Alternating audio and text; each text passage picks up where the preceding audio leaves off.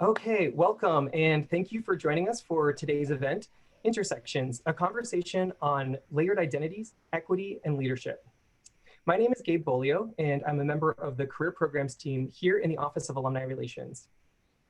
Today's webinar is sponsored by the Boston University Alumni Association, and it's offered to our 346,000 alumni around the globe.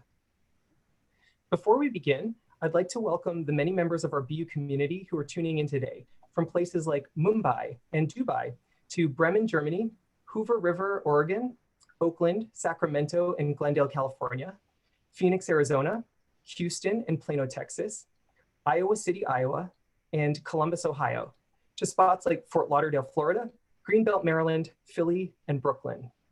And hello to our listeners here in New England, tuning in from places like Westbrook, Maine, Burlington, Vermont, and Barrington, Rhode Island, and across Massachusetts, from Devons to Jamaica Plain, Gloucester to West Wareham, and many spots in between. We're glad to welcome you all here today. Today's presentation is being recorded and will soon be available for on-demand viewing on the Alumni Association website. If you have questions for our speakers today, you can submit them throughout the presentation by typing them into the Q&A box. To find the Q&A box, mouse over your Zoom screen to reveal the toolbar at the bottom, then select Q&A. It is now my pleasure to introduce our speakers for today's program. Jonathan Allen is co-founder and director of development for the Leadership Brainery, a Boston-based nonprofit fostering equity by providing college-enrolled diverse young leaders who are working for the greater good with opportunities to advance their education, build inclusive networks, and gain access to impactful and high-wage careers. Jonathan is also committed to public service and recently ran for Boston City Council in the fall 2019 election.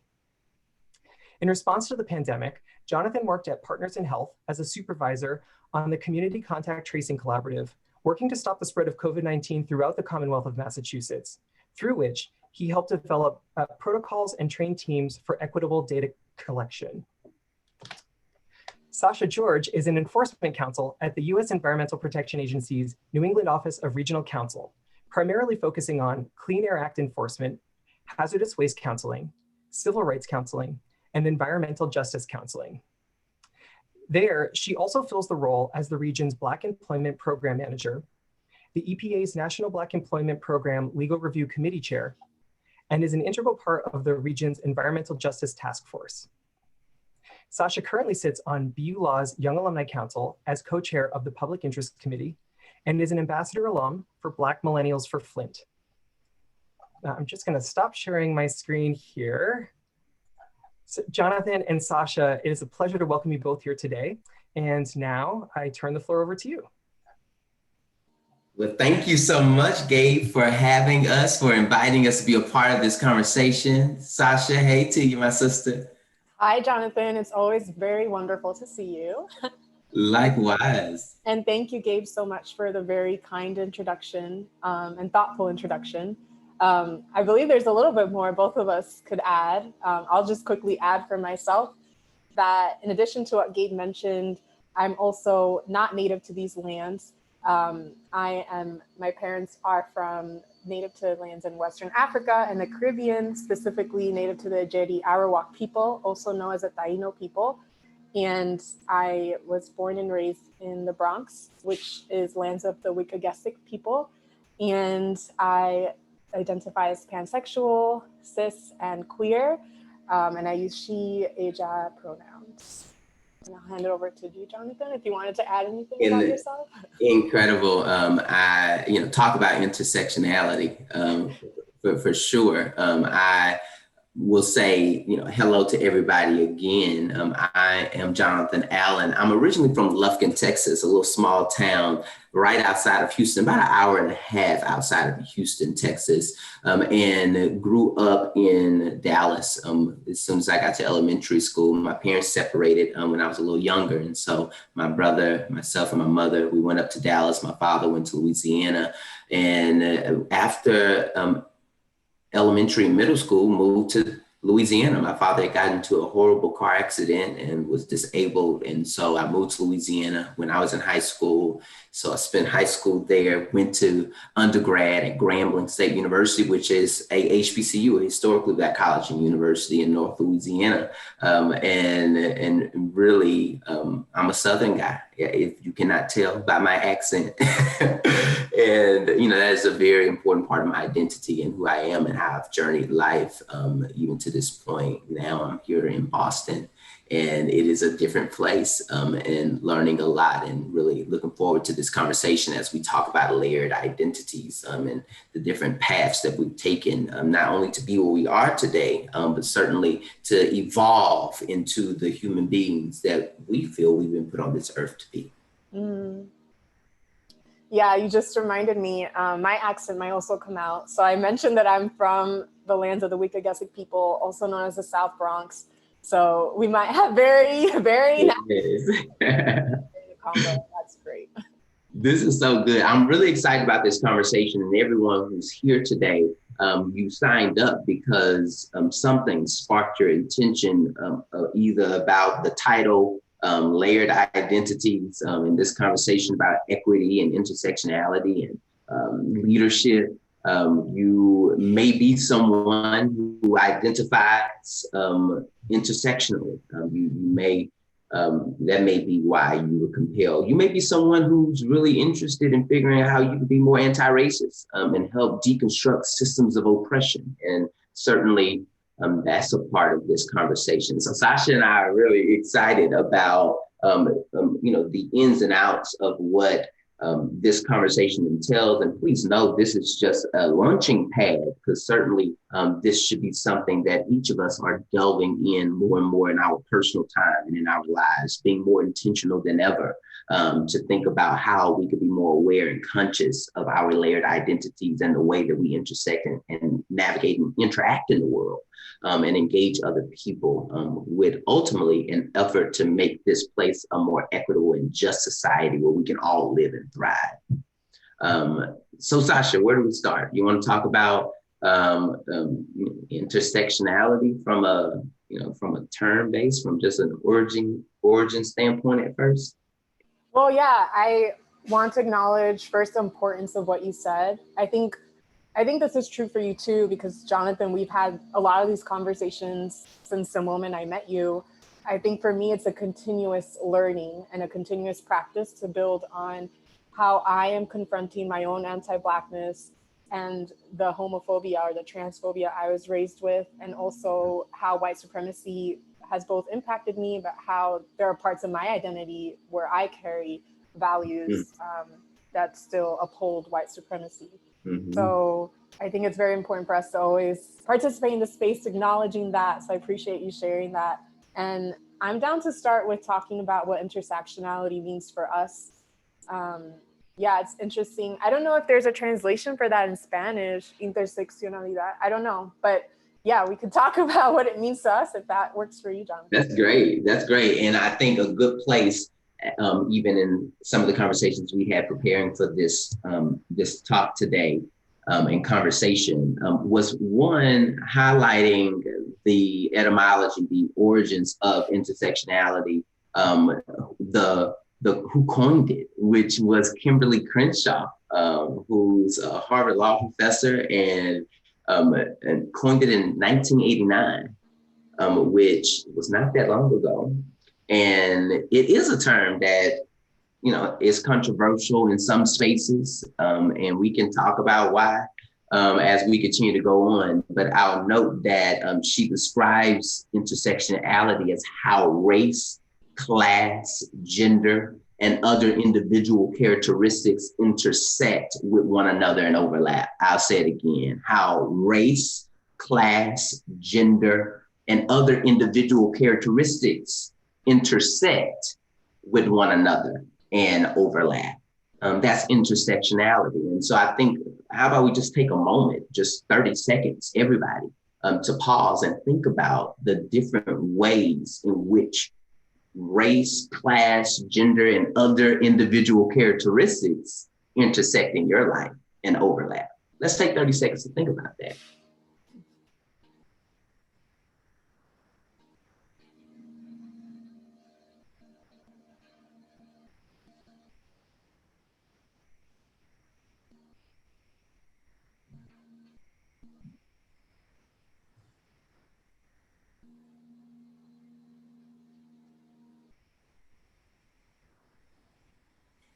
And as you're reflecting on that, I think, Sasha, you and I just shared some things about ourselves, where we come from, our ancestry,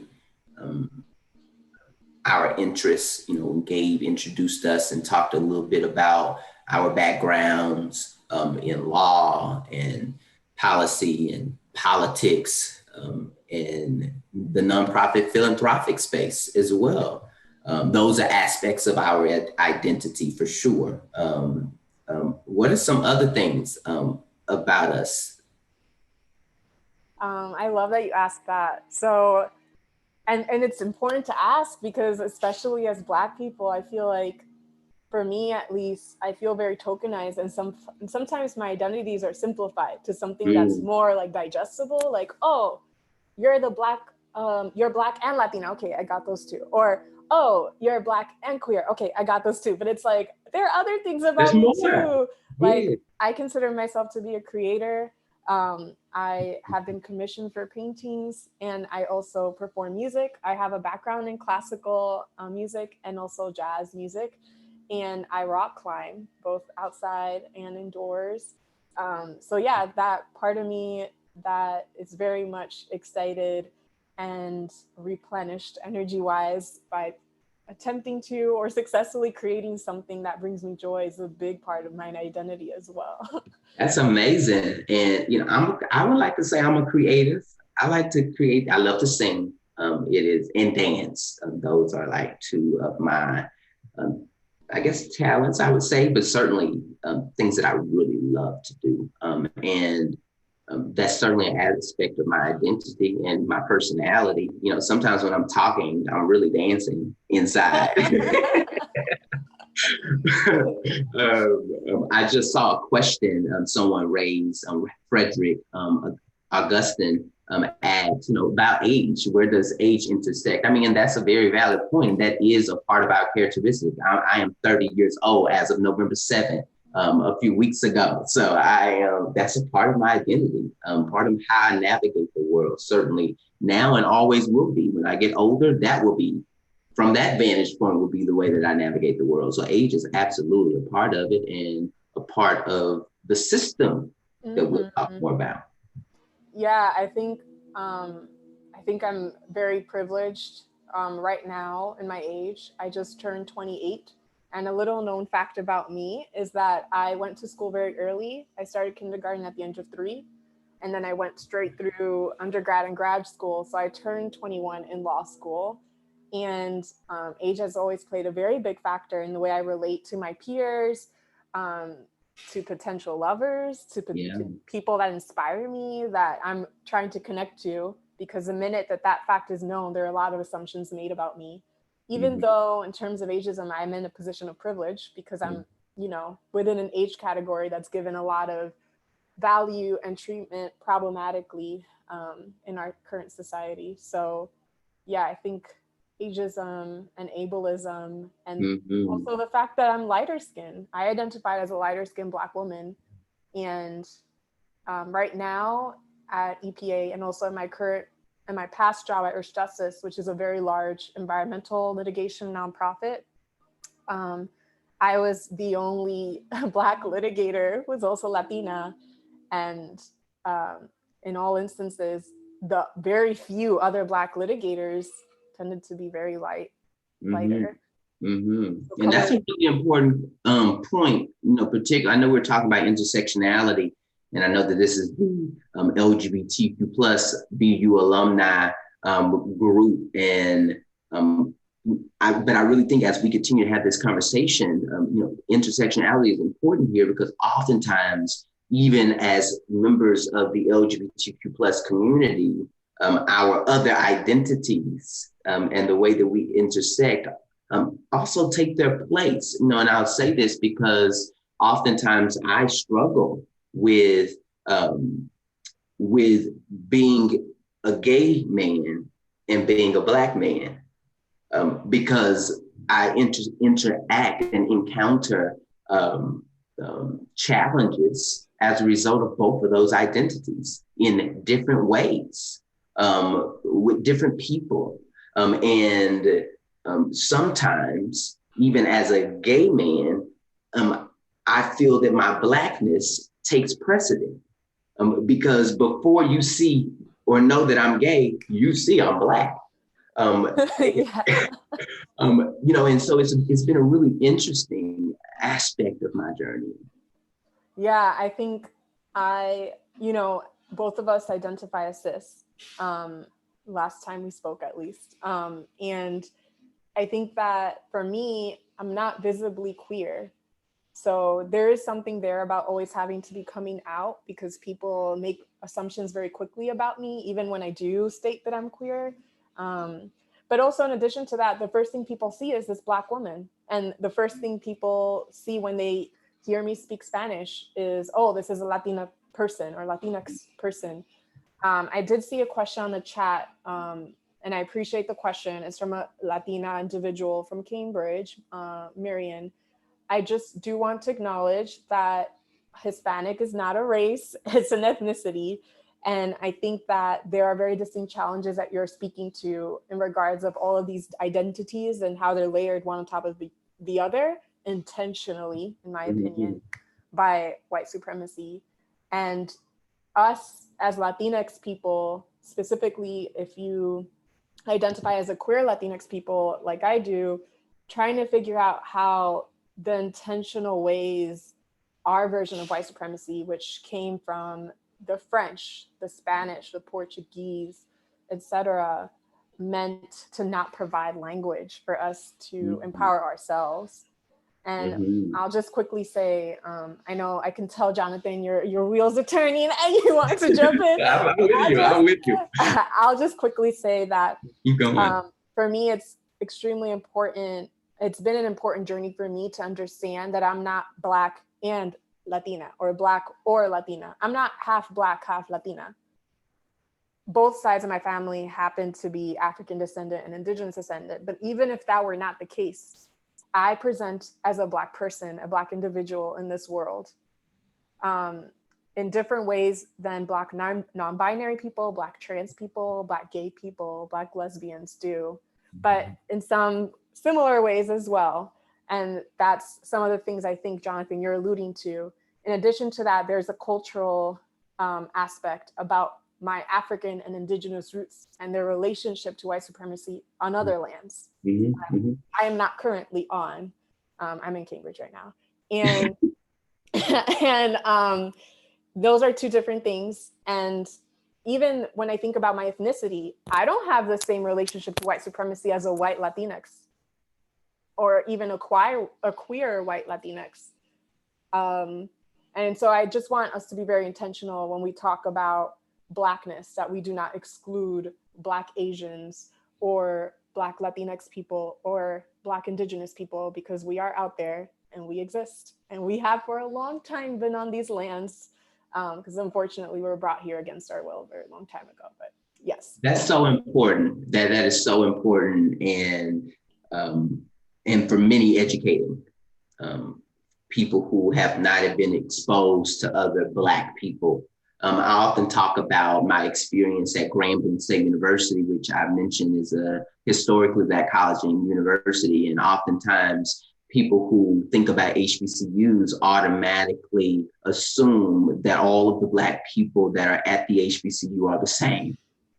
And it's so far from the truth. And obviously I went to Boston University as well. And what I will say, going to an HBCU, I did experience being around the most diverse group of Black folk that I had ever met, from all kinds of walks of life, all geographical locations and cultural backgrounds. And I think it's just so important that we all, whether you are Black or not, spend time getting to know more about Black people from all of the different spaces and hemispheres that we derive and hail from, because we're diverse. We're diverse people. And I think it's crucial as we talk about what diversity, equity, and inclusion means and what it means to create greater communities of hope, belonging, and action, that we do so with this idea in mind that diversity makes us better. Diversity makes us stronger. diversity of thought, diversity of perspective, obviously diversity of culture and origin, diversity of status economically, diversity of gender, diversity of sexual orientation and identity. All of these things are so crucial to have at the table to ensure that whatever policies we're creating, whatever decisions we're making, whatever initiatives we're orchestrating, that we're doing so from a place of intentionality and comprehension that thinks about even those with their backs up against the wall, which I'll continue to dare say are those who are part of our trans community, in particular, trans people of color. Yeah, and I think that I agree with you, Jonathan, and I want to add, not only should everyone in every walk of life want to learn more about all kinds of Black people, which include queer Black people and include trans Black folks. Specifically, if you're in this hemisphere, I won't talk to other hemispheres because I'm not from those hemispheres, but if you're from this hemisphere, whether you be from Santiago, San Juan, Mexico City, or Charleston, or I don't even know where in this hemisphere, your city was very likely, I'm pretty certain, built by Black folks, a combination of Black and brown folks. So in many ways, a lot of the foundation around your identity and how you're on the lands you are currently on today have a very deep and painful relationship to how Black folks got to these lands.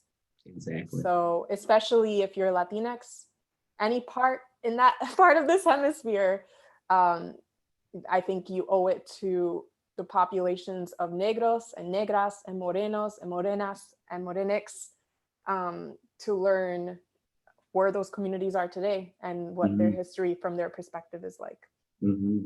I think that's really important, Sasha.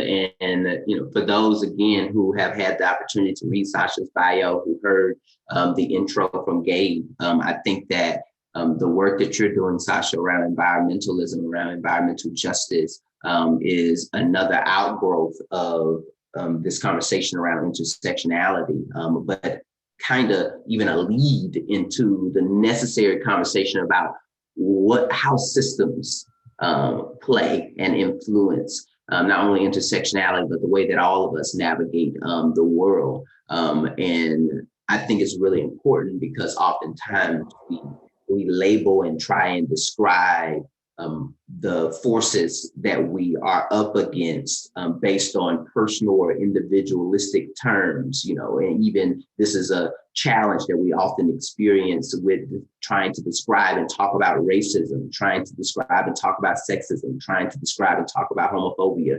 And we do so from a person-to-person perspective. This person said X, Y, and Z to me. This person withheld X, Y, and Z from me, as opposed to the additional, very important conversation around what systemic racism means, what does systemic homophobia mean, what does systemic sexism mean, and how does that play out in our lives? Because whether we like it or not, regardless if you're ever personally offended by somebody's actions or words toward you, there is a system that is being created that in other ways is deeming and determining who gets access to what, who gets what information, who gets what resources.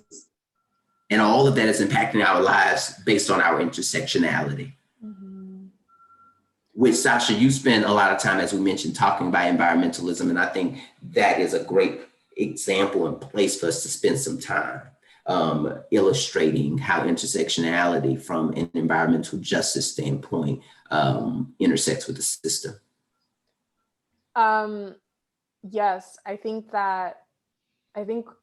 environmentalism as a concept, as a culture, has a very, very old history. And we don't tend to think about it that way for very intentional reasons.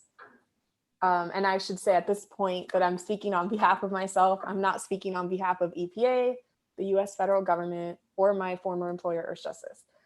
I think environmentalism was intentionally meant to disconnect Black and Indigenous people from the lands that they're grounded in and the lands that they're taking care of and nurturing and have been able to have a relationship with, sometimes for like the past tens of thousands of years.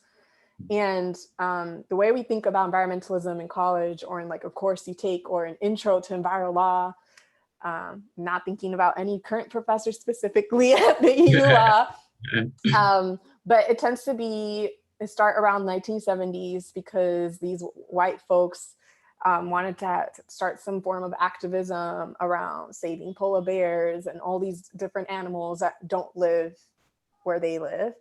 And if you go back a little bit further, you'll find history around like President Teddy Roosevelt and starting the national parks. And what you don't oftentimes see is a relationship. Many of those folks, especially like folks who are white cis men who are given the credit of founding environmentalism in the late 19th century, were also eugenicists who believed that the white race was best equipped and is best equipped to protect the environment. And I think that, to answer your question, the reason why when I think about the environment, it is inherently intersectional, is because I think the only respectful and appropriate way to connect or talk about a connection to the land is to resort to the connection the humans who are native to those lands have to that land. And it's not just to the physical piece of land. It is a connection their health has to that land, both mental, physical health, the way their children and their ancestors have been able to nurture stories and nurture new hope on that land. There's just a lot there that we don't often think about. So in 2020, when we're talking about public health equity and environmental injustice, I find myself like always asking the same question, which brings me to a lot of the work you've done, Jonathan. What do the people who are native to these lands or local to these lands, local in this community, have to say? What are their needs? Are their elderly doing okay? What exactly are the needs and focuses of the persons most ostracized in this community?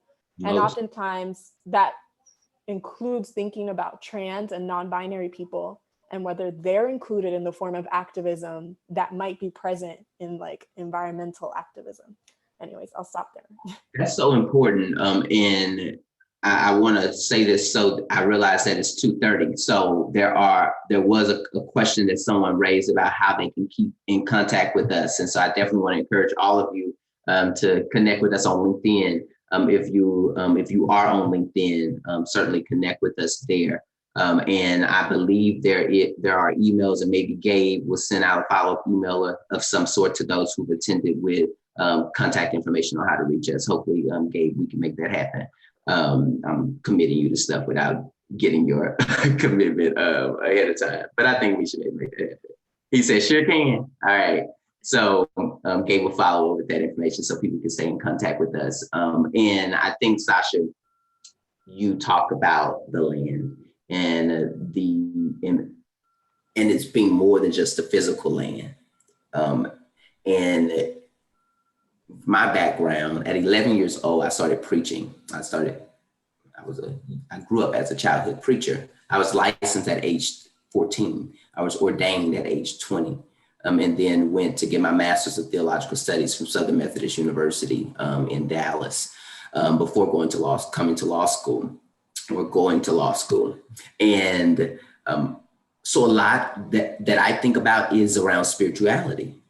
Which is a huge aspect of my identity, a huge aspect to how I navigate the world. And this greater emphasis around the land is important to me because my view over the years of who God is has expanded. The more I've recognized and appreciated my intersectionality, the more I've appreciated that people can come from different places, have different views, have different upbringings, be exposed to different things, and it all has an effect on how they navigate and journey the world. It expanded my view of religion, even, which growing up, I've been Christian all of my life. And I've expanded kind of my religious tolerance and composition, the more that I've understood that the same people who are Buddhist and is Muslim and Jewish and Hindu and Baha'i and who would even say I'm not religious at all. Some people say I'm spiritual. Some people say I'm none of that. I have a different way of talking about how I tap into my soul and connect with others spiritually. However it is that you describe it, however it is you describe God, however you describe what your spiritual practice is, I'm sharing that I've expanded my wings in a way that has allowed me to embrace everyone, regardless of where you come from, regardless of what vantage point you're journeying. And that's been a direct result of me recognizing the many different layered identities that we take on as human beings. And so I'll share this, that my belief is this, that if God is the creator and we, all living things, that the humans and the land, the nature, the animals, the air, all living things, if God's the creator and we all living things are God's creation, then the best way for us to get to know more about God is to spend more time with what God has made. Yeah, I really appreciate you sharing that, Jonathan. I think that spending more time in community is what will lead us to a more full understanding. I am not religious. I think you know that. I don't believe in God. I am very spiritual. And specifically, there are two communities. Well, there are multiple communities, but the two that immediately come to mind that have given me so much and an eagerness, like a very honest eagerness to very genuinely want to learn more about people who consensually allow me to, is my community in the Bronx and the queer community. I think my community in the Bronx really taught me something that is very integral to the way that I engage in my practice, and I engage as someone who's trying to establish respectful connections to the lands I'm on that are not my lands or lands I'm not native to. And that's to always center and listen to the folks who are native to these lands and folks who are local to these parts. And in my practice, that means listening to and centering the folks who are from that community and allowing them to advocate on behalf of themselves. And if I become relevant because they might want to use me as some sort of like tool to translate the legalese that should have been accessible to them to begin with, then that's great. And if they don't need me in that space, then that's also great. And I think that with the queer community, something that I've been taught over the years is to expand the way the colonists in the Caribbean taught me and my community to think about myself. Mm-hmm. I think that there's a beauty in like realizing that I get to change and twist colonial languages to fit my needs because I deserve to do that. And they were never meant to accommodate someone who's like me. Never in their wildest dream did they imagine I would be in the position I am in today. And so I use that a lot in my job too. Like I will say, like when someone says, oh, but we don't normally do that. And I was like, yeah, I mean, the court doesn't say we can't use an X. We can't use an X, or we can't use they, them pronouns, or we can't both introduce a land by the colonial name it's been given and its native name. So is there a legal reason why we can't do this? Or is it more so that our English school of thought taught us we shouldn't? I think that our English school of thought has told us that we shouldn't, and the need to uphold the systems that have been created to oppress people, to make other people happy and more prosperous than others. All of those things, to even try and construct what we call the American dream in the first place. You know, all of that is intertwined with what systems, what language, what rules have been normalized, what expectations have been set for how we operate and behave as human beings, particularly here in America. When we really think about it, the only way that we're going to truly continue to transform our society is if we dare to do something different than we've done before. Because if you do what you've always done, you'll get what you've always got. So how idiotic, how insane is it of us to expect that doing the same thing over and over is going to get a different result? It won't. We have to change it up. We have to dare to be more innovative than we've ever been before, more inclusive than we've ever been before, more equitable and just, intentional and sensitive and empathetic than we've ever been before, and stretch ourselves to the max to be able to do that. Why? Because folks' lives are on the line. People are really dying out here. People are really being murdered because of their identities. People are literally being ostracized because of their status. And because of stigmas that we've created, stigma against AIDS and HIV, unnecessary stigma. We need to get rid of the stigma because the stigma only kills people. It only harms our communities. And it's being upheld because of false narratives about who qualifies, who's worthy of dignity and respect. The reality is we all are worthy of dignity and respect. And if you believe that we all, especially like I want to focus on our queer community, if each of us believe that we're all worthy of dignity and respect, that includes, like, I agree with Jonathan. So following through with what Jonathan says, reflecting on how we as a queer community haven't been centering the folks who are disproportionately losing their lives, who are disproportionately outed or put at risk in ways that they aren't able to control and would never be able to control. Not to say that, you know, some folks are able to control that, but I do think that it's a different conversation when it's someone that looks like me or someone that looks like Jonathan, and we're not with our partners, and people can make very convenient and comfortable assumptions, and versus, you know, someone else who isn't able to fall under that umbrella and society immediately puts at risk. I think it's very important in Boston specifically. I've seen many different groups of predominantly white gay men and white gay lesbians, legal groups that gather and have very expensive galas and dinners, who fail to make sure that there's an adequate amount of space occupied by Black, trans, and non-binary individuals. And that is unacceptable. Unacceptable. All of us would not be here if it were not for those individuals, and they deserve to be continually treated as royalty, and also to be representative of their own space and their own thoughts and their own needs and their own dreams. And I think we're failing to do that as a queer community. So, agreed.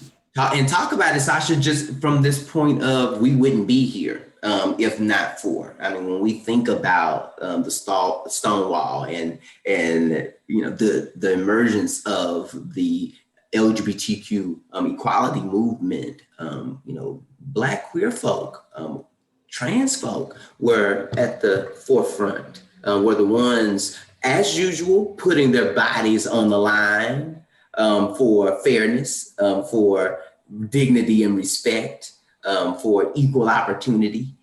And we have to be honest about that. And it is exploitative.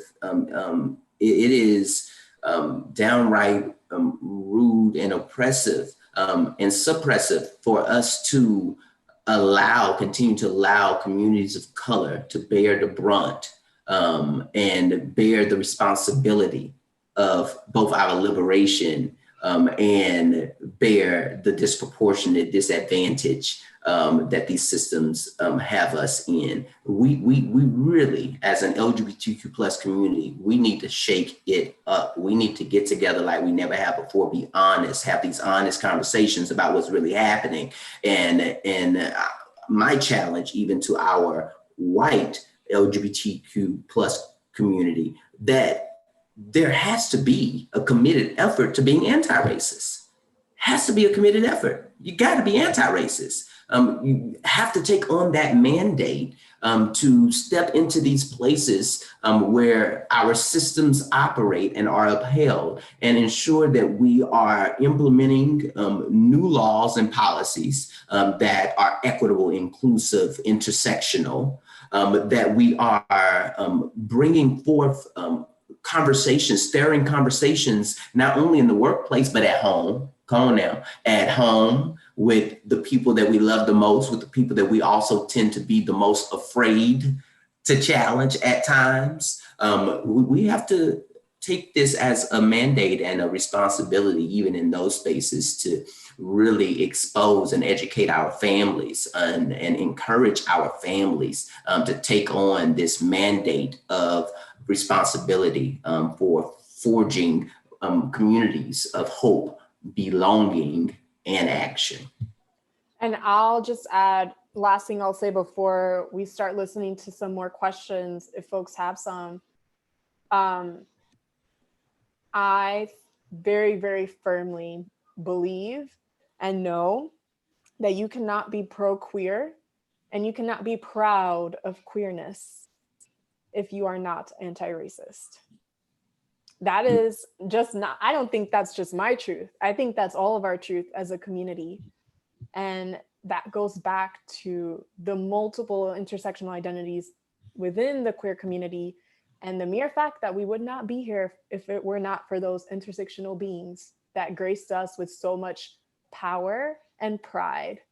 And if you're not proud of that, then I don't know. That's where I am at in terms of like. Well, and I think a lot of people, Sasha, honestly, because I didn't come out till I was 25 years old, and was DL for quite some time.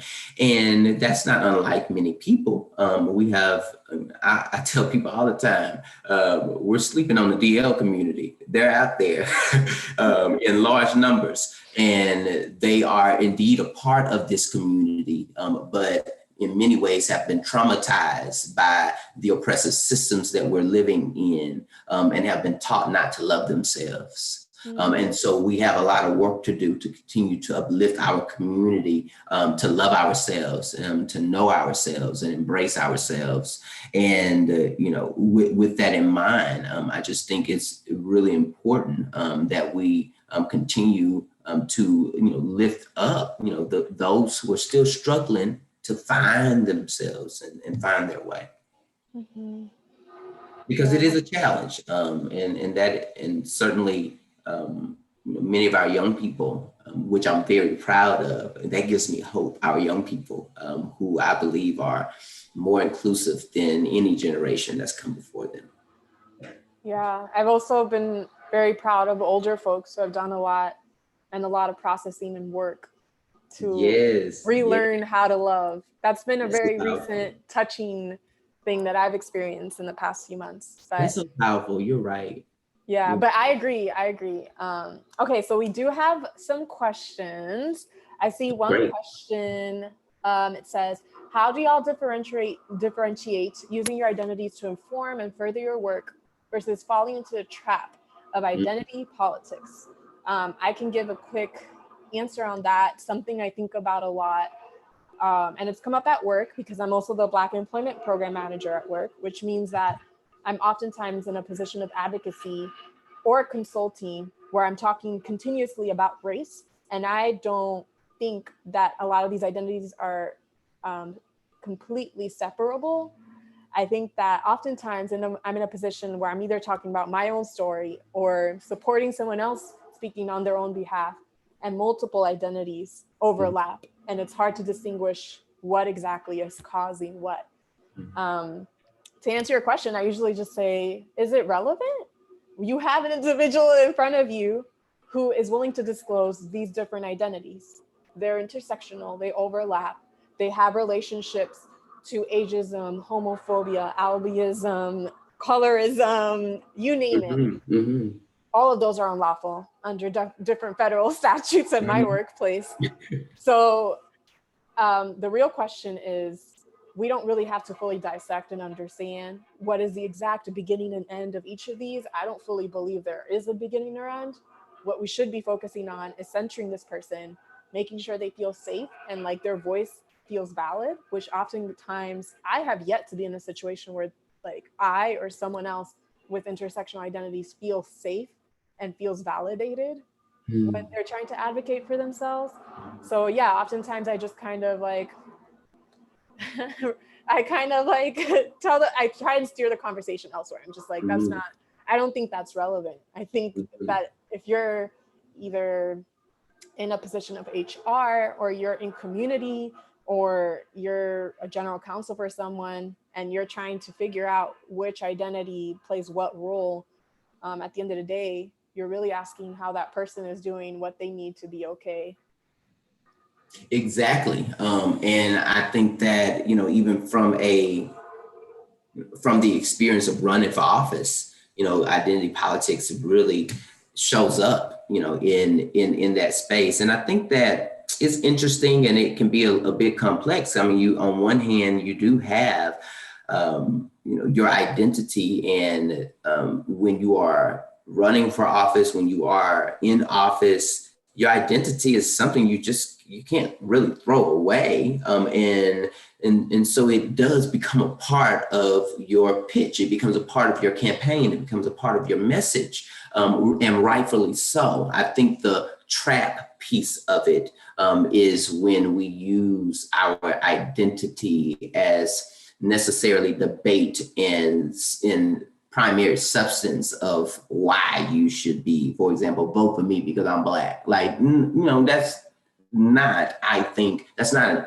honest and commendable way of using our identities to compel others to support us and to listen to us. But certainly, I think it's really crucial, though, that we value our identities in every aspect that they come, and that we do leverage them with intentionality. And so the way that I approach it is from a prism of intent. What is your intent?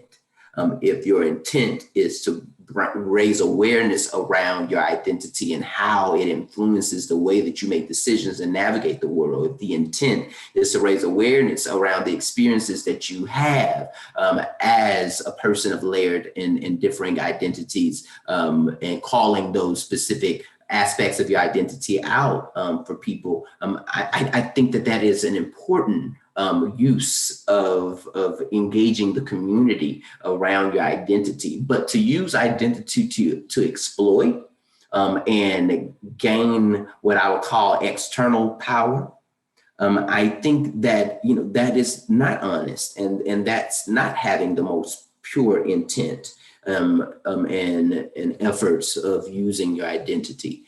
So I hope that was helpful too, to the question that was raised. Yeah, I think that you made me think about at work, the other circumstance where identity politics comes up a lot, which is very different than when you're running for office, which I don't have experience with, but it's when I'm working with communities. Yeah. And people say, oh, well, you're Black, or you speak Spanish, or we have this queer person, they use they, them pronouns. Can you, like, Sasha, go and talk to them. And it's just like, I've said this out loud several times at this point, especially at my old job where I was at predominantly white nonprofit. Earth Justice came from Sierra Club, which was founded by eugenicists. Sierra Clubs has articles about that. You can read about it on your own time. And like, I'm just like, it's not relevant. The fact that I'm Black and I'm from the South Bronx, why are you assuming that that's going to provide an intimacy or automatically provide trust between me and this pastor that I'm working with in the Deep South? Right. There's so many differences. There's so much beauty in the diversity between our two different forms of Blackness and the culture and the advocacy that our communities have been involved in. Okay, yeah, we can acknowledge we're both Black. Same way, someone else who's queer, we can both acknowledge we're queer. And there's a beauty in supporting each other and uplifting each other. And beyond that, I think it's inappropriate for anyone to assume that I would have any insight into that person's experience just because of that identity. That's really important. And Gabe asked this question about whether or not there's a situation or activity where you feel most seen. where your layered identities are able to shine in concert together. Mm. Woo, that's That's a good question. it is. And honestly, I don't know. Maybe home Mm. for me most.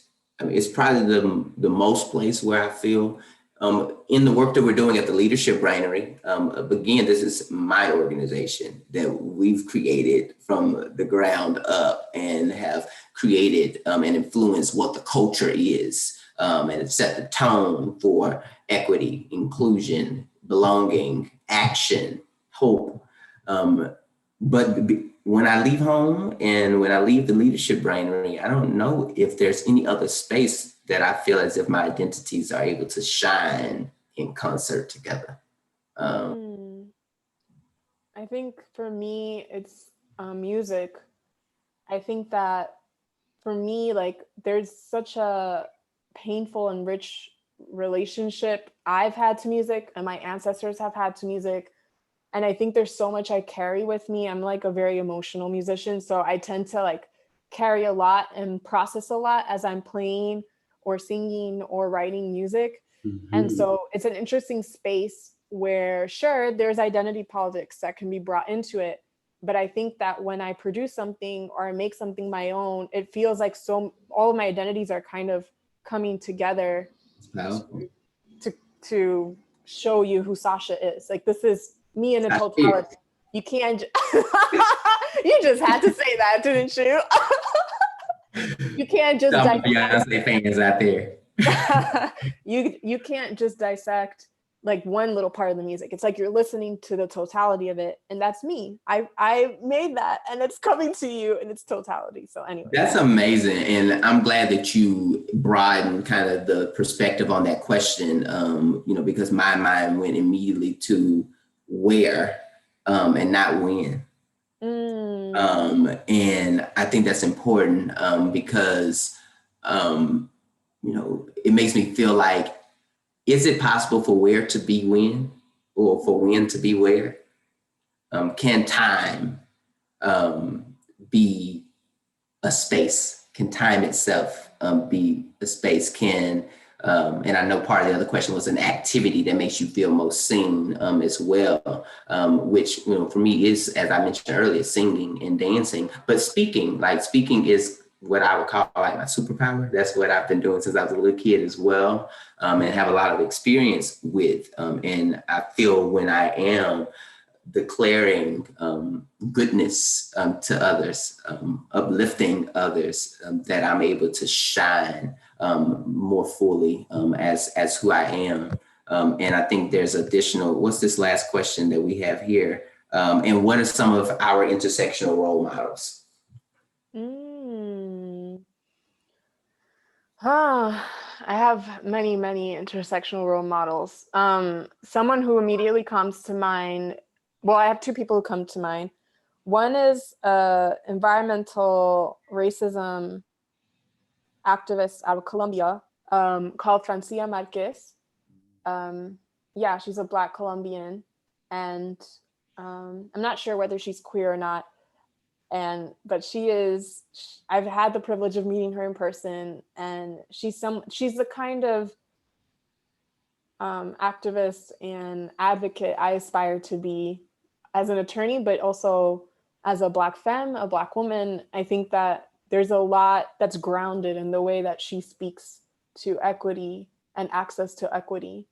And Angela Davis is someone who, it's almost like Angela Davis feels like this like shadow that's always like peering like close to me, because for some reason, like some people at my old job would say her name a lot when they were trying to describe my style of advocacy. And it always felt like, what are you saying? Like, that is like, that is royal status. Like, you need to like distance me a little bit from that. But I also admire her a lot. So she's amazing. Yeah.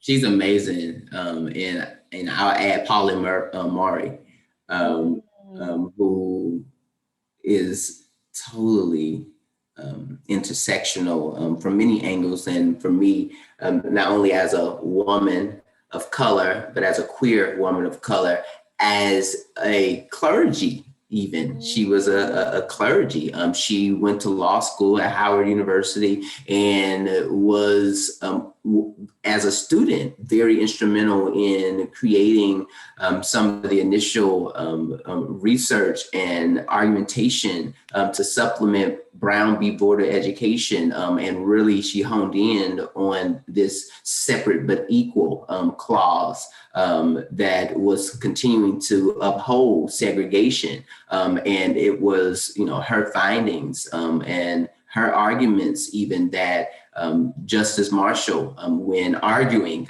the case, used to be able to support the argument that separate does not mean equal. And I think that is something that I'll always, hold on to and really appreciate from her as an intersectional leader. And certainly I think that she was one of the people who embodied intersectionality before, obviously, it was even a term. All right, I'm back from the beyond.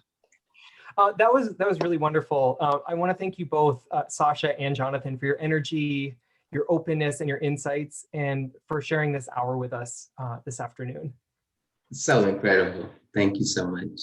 Yeah, thank you for inviting us to be here today. It was such a pleasure. It was so nice working with both of you and getting to know you. And we also want to thank you for joining us today. And as always, a special thanks to those who support BU and programs like this. On this Giving Tuesday, BU has created a wonderful page with a video that highlights some of the university's historic efforts toward diversity and inclusion. And it underscores funds that support current DEI initiatives on campus, like BU's Center for Anti-Racist Research and the Center for Gender, Sexuality, and Activism, just to name a couple. If you're interested in learning more, you can find that page at givingtuesday.bu.edu. And before I let you go, I also want to make sure that you know about BU Connects. This is the Alumni Association's new platform exclusively for BU alumni, students, faculty, and staff that brings Terriers together for networking on a global scale. So the platform offers a networking directory, a place for jobs and internships, mentoring, and most importantly, groups and industry, affinity and industry networks, including the LGBTQ+ network. So you can join that network on BU Connects at buconnects.com. And it only takes like a minute to set up your profile. So none of those, oh no, here comes another password and name I'll never remember. Lastly, I'll be hosting an LGBTQ+ speed networking event next Wednesday, December 9th at 6 p.m. Eastern time, and welcome any of you who would like to join me. So I will follow up with everybody with a message that details how to get onto BU Connects, with details about next Wednesday's speed networking, and also how to get in touch with Jonathan and Sasha. And as always, you can find upcoming events on the alumni events calendar at bu.edu/alumni/events. Thanks again for joining us today, and we look forward to seeing you all at a future BU event. Take care. All right, Terriers. Take care. Bye, everyone. Be loving yourself and loving others.